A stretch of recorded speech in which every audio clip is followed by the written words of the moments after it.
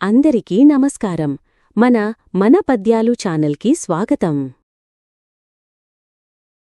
ఈరోజు మనం విని నేర్చుకుని ఆనందించే పద్యం ముష్టి వేప చెట్టు మొదలంట ప్రజలకు. ముష్టి వేప చెట్టు మొదలంట ప్రజలకు బరగమూలికలకు బనికివచ్చు.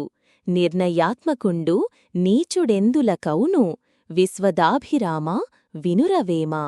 దీని తాత్పర్యం ముష్టివేప చెట్టు మొదలంట ప్రజలకు బరగమూలికలకు బనికివచ్చు.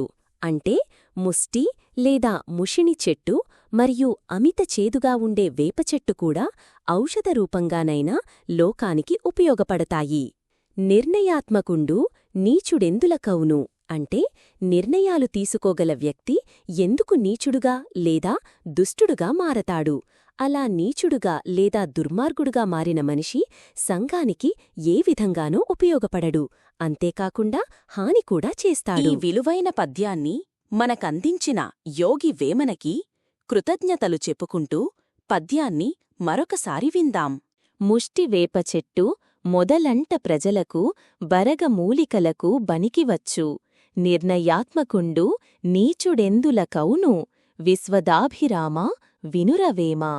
ఇలాంటి మరెన్నో పద్యాలు, శ్లోకాలు వినడానికి మరియు మనదైన తెలుగు సంపదను పొందడానికి మన ఛానల్ని సబ్స్క్రైబ్ చేసుకోండి మరియు షేర్, లైక్, కామెంట్ చేయండి.